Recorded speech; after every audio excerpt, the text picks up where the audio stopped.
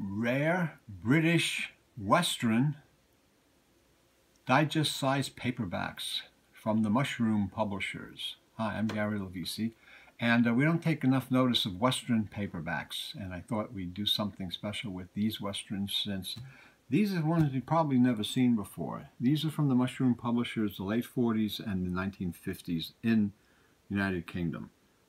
Various publishers did these in the Mushroom Publishers, which Mushroom Publishers were publishing companies that kind of sprung up after the after post-war in England, and kind of sprung up like mushrooms, and then kind of when the light was on, they kind of disappeared after a while. So they were short-lived series, short-lived publishers that don't exist today, but they made their mark as far as being collectibles. Now, a lot of them published really collectible science fiction and hard-boiled crime, gangster digest, but they also published a lot of Westerns because that was a very popular genre in those days. So we're going to look at a couple of piles of them now. See if you've seen any of these. They're not that common. First one is Lone Star Law by Jackson Cole.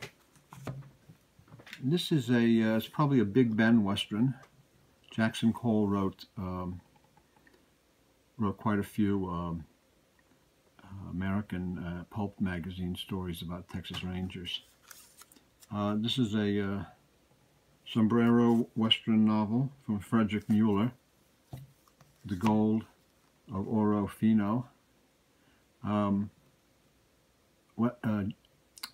Mueller also did the Midnight Thriller series, and they had that skull logo in the corner here. And this is a sombrero Western. And you see in the back they have the same, similar to the back of that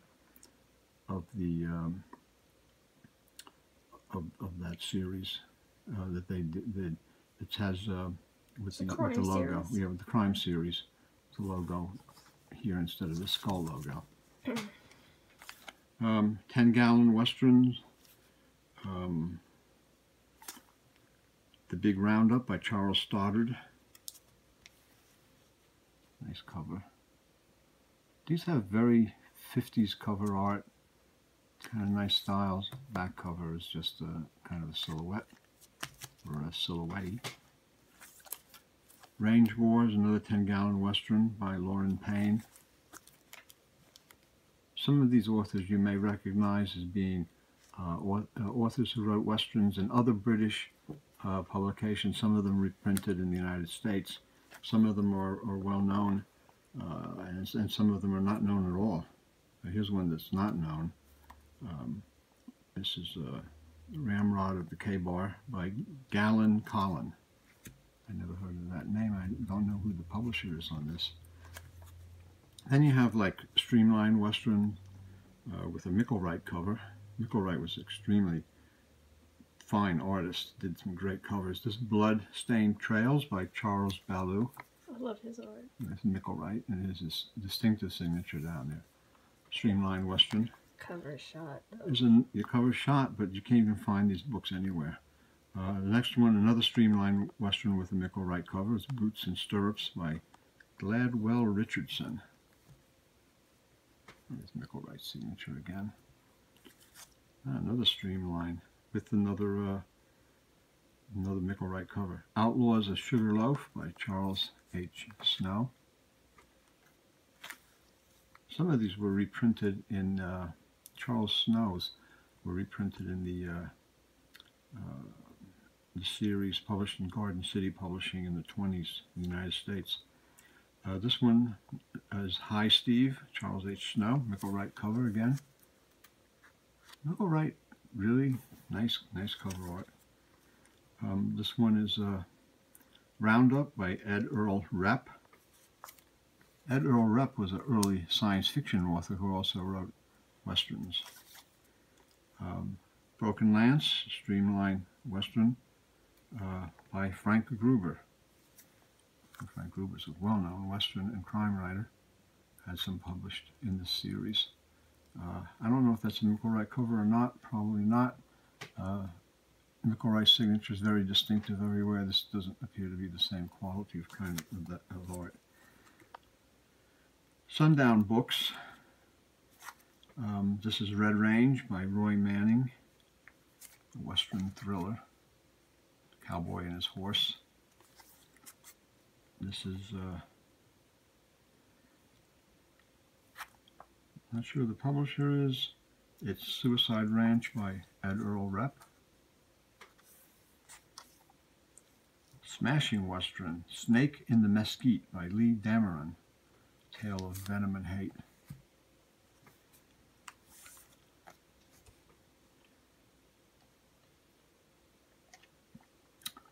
Another 10-gallon Western. They're published by Falcham. The Gunsmoke Trail by Barry Cord. I just like these. There's something really cool about them. They have a kind of an old style to them that kind of makes them kind of charming. This is from 1947. Another Big Ben Western, The Shorthorn Trail by Chuck Stanley. This is in the paperback size. So there's a few here. These couple that I have are in the paperback size, but all the others are digest size. Another smashing Western, Dead Man's Gold by Lee Anderson.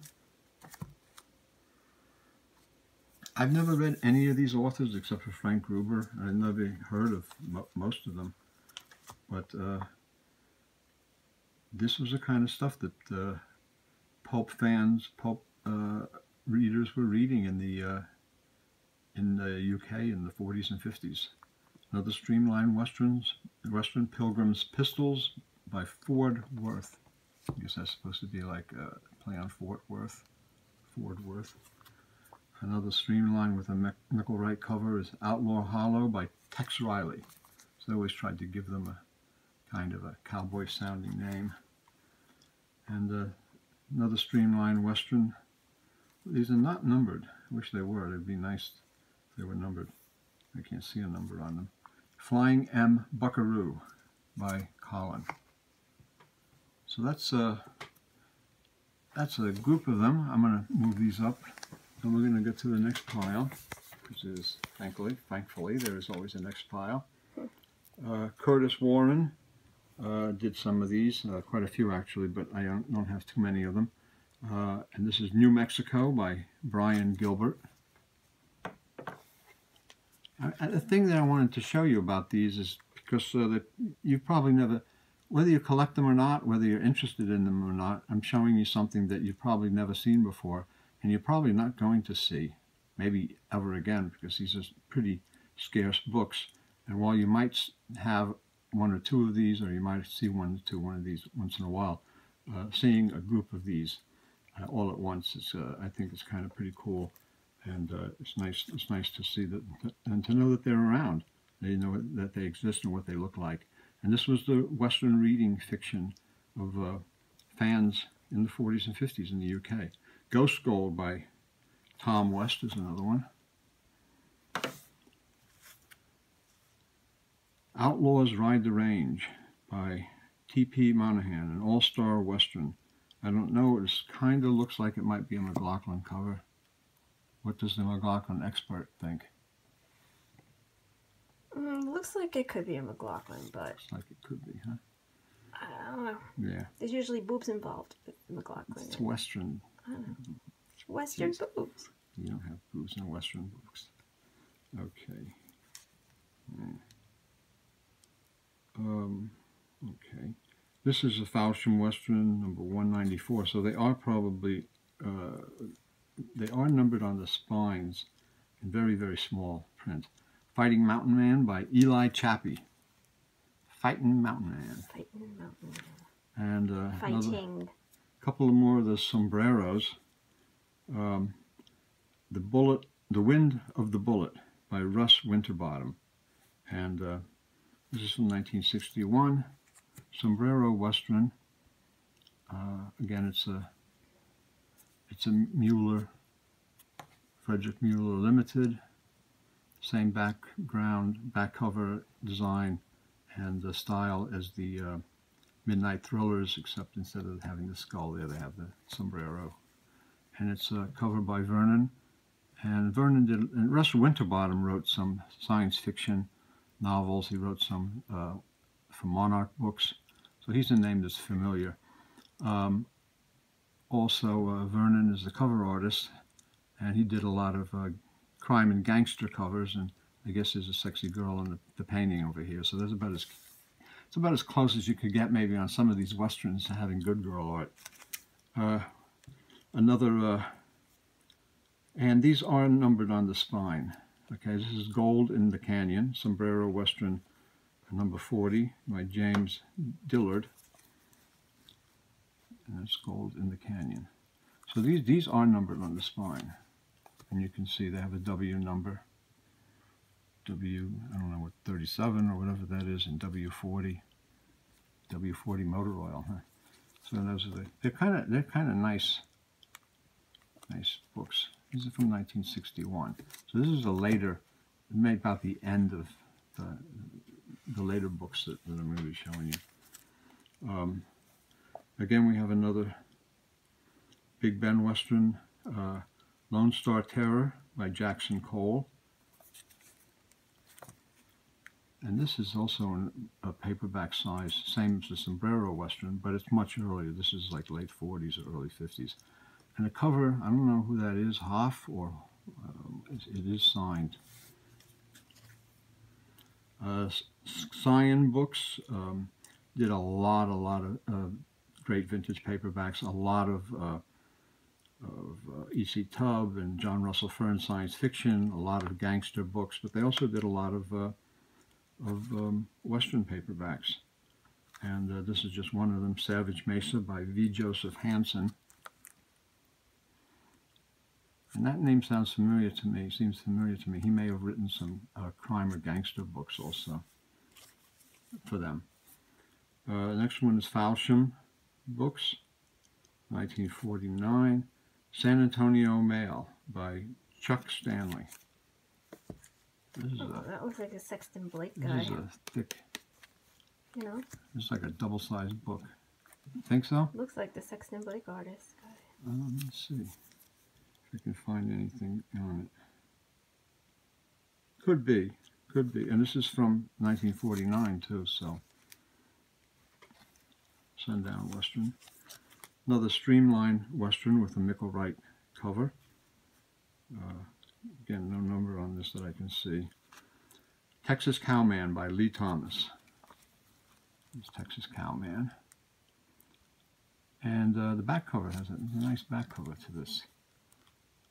It's a Detective Comics, Dick Tracy and Detective Comics. An advertisement for comic books in Britain. Because these publishers published and reprinted a lot of different things, and a lot of American stuff. The next one is it's a Mellifont Western thriller, Deputy Marshal, and it's by Charles N. Heckelman. Charles Heckelman was a well-known Western writer. And he was a friend of mine. He was a guest at my show, a really fine gentleman. And he was an editor at Ned Pine's Popular Publication, and edited a lot of the vintage paperbacks for popular library paperbacks. And then later on, in the late 50s and early 60s, founded Monarch Books and published Monarch Books. So Charles N. Heckelman is a name, a well-known name, an important person in the pulp publishing field, who also, on the side of his business, and as an editor and a publisher, wrote, and he loved and wrote Western novels, and he wrote some really good ones. And this is a British reprint of one of his Western novels. A lot of them were published in paperback by Signet, and they were originally hardcovers. So that's Charles N. Heckelman, and he's somebody not to be forgotten. A good fellow, good gentleman. The next one is, I don't know who the publisher of this is, Northwest Crossing by Samuel Alexander White. This name also seems familiar to me from the Garden City Publishing Company, 1920s. A lot of, I think, books were published under his name. Merit Western, from Millstone Publications, London, Boot Hill Trail by Jim Bowie. So this is obviously a pseudonym. I don't know who Jim Bowie was, but this is, and it's 100 pages. Merit Western, Boot Hill Trail by Jim Bowie. I think this is a Mellifont. Yes, it is, and it's Gun Trail to Glory by Oscar J. Friend.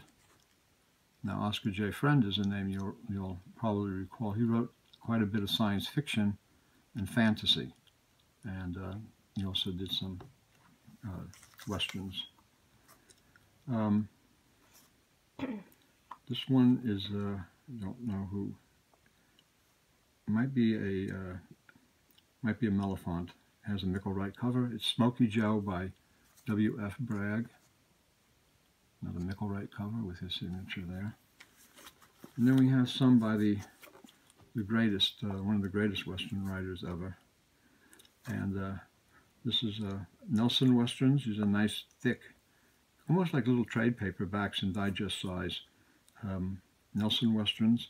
And this is Classic Riders of the Purple Sage by Zane Grey. There's a beautiful little book. These were head and tails above in quality, the books that I've been showing you. And they have nice round wraparound covers.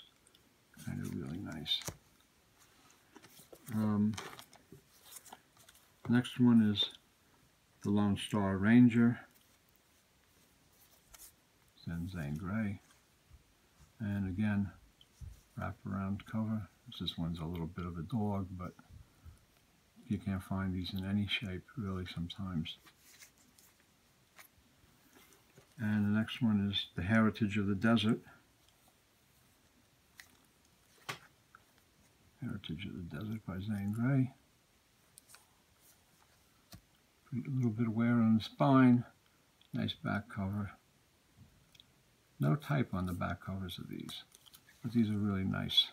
I really like this Riders of the Purple Sage. A beautiful, beautiful book. Very cool book, cool story. So they have a group of mushroom publishers, 1940s, 50s, and a couple from 1961, vintage British Western paperbacks. Some of them are quite rare, very uncommon at least, and things that you'll probably never see. That's why I wanted to show them to you in this video. I hope you enjoy seeing things like this, and if you do, give us a thumbs up and a like, and subscribe so you'll get information on new videos. So with that, I'm going to say goodbye, good night, and have a good day.